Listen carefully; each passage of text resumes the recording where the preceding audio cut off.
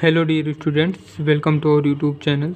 आज के वीडियो में हम लोग एक और इम्पोर्टेंट टॉपिक जो है अवतल दर्पण की वक्रता त्रिज्या यानी आर तथा फोकस दूरी एफ में संबंध हम लोग इसका डेरिवेशन करने वाले हैं, जो कि क्लास 10th के बोर्ड एग्ज़ाम में भी बहुत ज़्यादा इम्पोर्टेंट है और 12th में भी ये पूछ लिया जाता है, जो कि 12th में 2 नंबर में पूछा जा सकता है और 10th में ये 2 नंबर से ज़्यादा भी पूछा जा सकता है। तो बिना किसी देरी के हम लोग स्टार्ट करते हैं।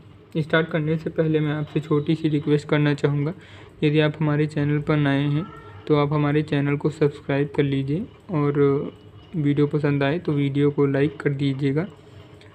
अगर आपके मन में कोई भी डाउट है तो आप हमारे चैनल पे इस वीडियो में कमेंट कर दीजिएगा, मैं उसको अगले वीडियो में क्लियर कर दूंगा। भले ही आप एक बार सब्सक्राइब ना करें बट अपना डाउट ज़रूर लिखिए। चलिए स्टार्ट करते हैं।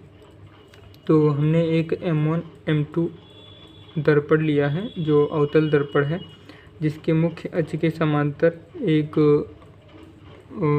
रेखा आपतित होती है जो AB है, जो बिंदु B पर टकराकर ये F से गुजरती है। मैं इसको एरो से प्रेजेंट कर दे रहा हूँ।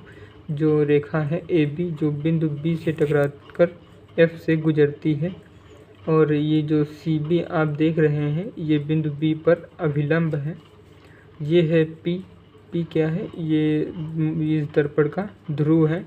जो ध्रुव से दूरियां नापी जाती हैं वो ध्रुव से P से F की दूरी स्मॉल f हो जाएगी और P से C की दूरी ये हो जाएगी R। इसी के बीच में हमको R एंड F में रिलेशन फाइंड करना है। तो इसकी थ्योरी जो होती है वो मैं लिख रहा हूँ, आप लोग ध्यान से देखिएगा, फिर हम लोग इसको समझेंगे।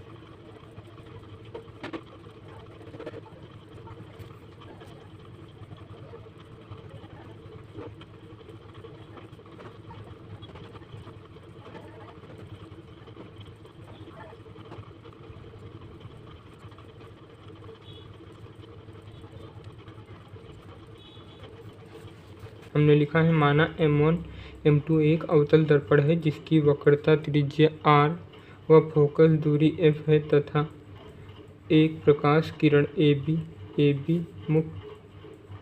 दर्पण के मुख्य अक्ष के समांतर आपतित होकर दर्पण से बिंदु B पर टकराती है तथा BD दिशा में, यहाँ पे मैंने BF को हमने BD प्रेजेंट किया है तो यहाँ पे BD लिख देंगे, तथा BD दिशा में फोकस F से गुजरते हुए आप परावर्तित हो जाती है। दर्पण के वक्रता केंद्र C को बिंदु B से मिलाने वाली रेखा CB दर्पण के बिंदु B पर अभिलंब है, यानी CB बिंदु B पर अभिलंब है। ये लैंग्वेज आप खुद की भी बना सकते हैं, जो कि लिख सकते हैं, बट एग्जामिनर को समझ में आना चाहिए। जो भी यहाँ पे इस डायग्राम में होगा वही आप इस लैंग्वेज में लिख सकते हैं। तो इसकी हम लोग डेरिवेशन देखते हैं कैसे होगा।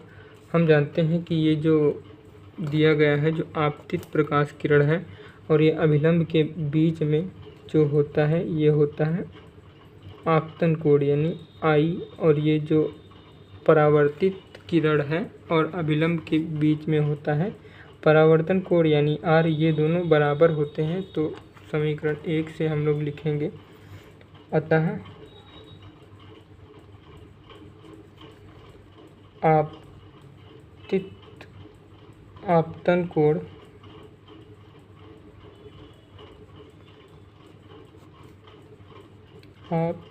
कोण यानी I बराबर होता है परावर्तन कोण के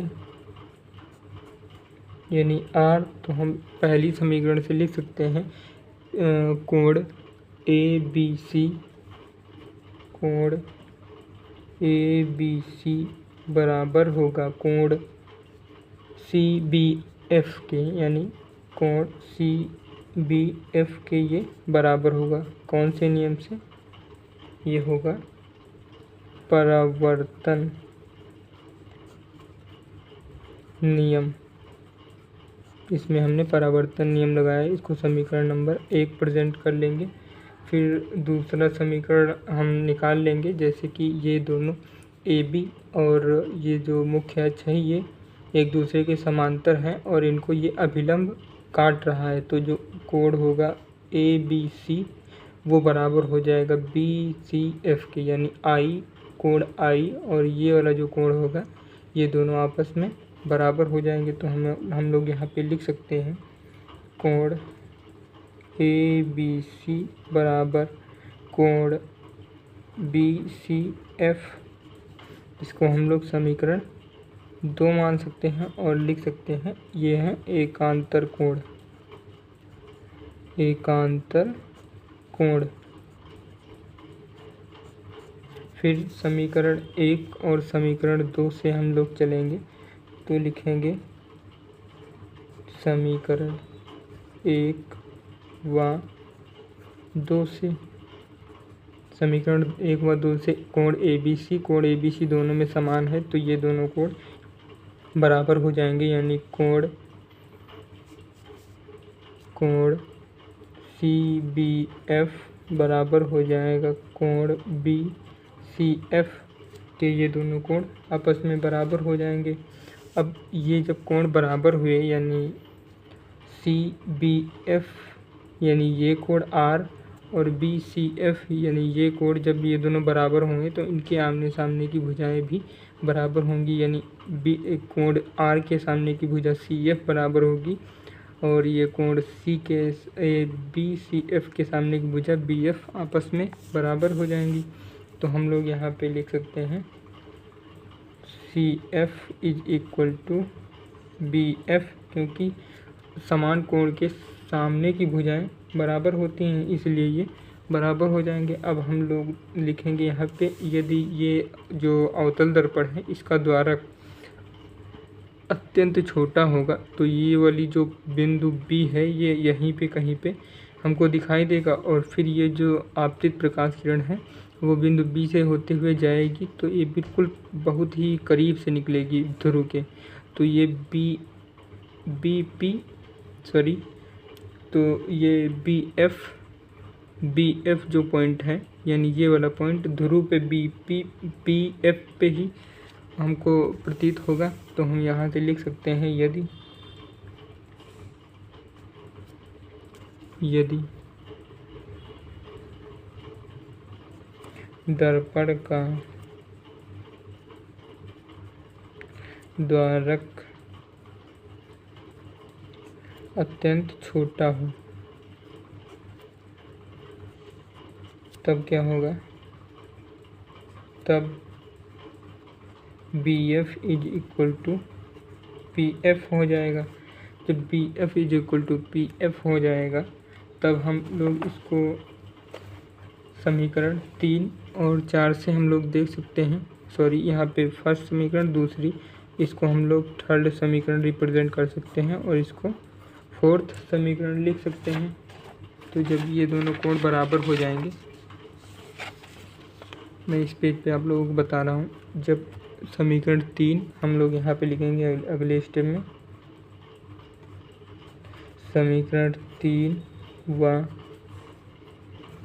4 से, समीकरण 3 और 4 से क्या हो जाएगा आप लोग देख सकते हैं, CF बराबर है BF के और BF बराबर है PF के। तो यानी ये जो BF है और CF PF के भी बराबर होगा, क्योंकि ये दोनों कोण बराबर ही, ये दोनों रेखाएं बराबर ही हैं। तो हम लोग लिख सकते हैं CF is equal to PF, ये हो जाएगा।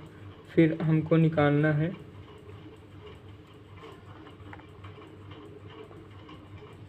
अब हम लोग जानते हैं कि हमें ये फाइंड करना है, हमको वैल्यू पता हुई है, PC जो है वो R है और PF जो है वो F है। हमको CF की वैल्यू नहीं पता है, तो हम लोग अगले स्टेप में लिखेंगे। अब हमको पता है, आप देख लीजिए यहाँ पे मैं इसको इस तरह कर दे रहा हूँ, ये दिख रहा होगा आपको। ये जो PC है वो दिया गया है, PC इज इक्वल टू, अब हम इस पूरी PC को हम किस प्रकार लिख सकते हैं, PF plus CF plus PF, यानी CF प्लस PF हम लोग इसको लिख सकते हैं। और जो PF जो है वो बराबर है CF के। आप देख सकते हैं जो PF है वो बराबर है CF के, और CF जो है वो बराबर है PF के। तो हम CF को PF ही लिख सकते हैं। तो PC इज इक्वल टू हो जाएगा PF प्लस PF। तो यहाँ पे PC is equal to PF। अब यहाँ पे PC क्या है, PC यानी R है, वक्रता त्रिज्या के जो को वक्रता त्रिज्या को हम लोग कैपिटल R से प्रेजेंट करते हैं। तो ये हो जाएगा R is equal to PF क्या है, स्मॉल f है, तो ये 2F हो जाएगा। हमको यही प्रूफ करना था। और इसको अगर और सिंप्लीफाई किया जाए तो F is equal to R/2 ये हो गया।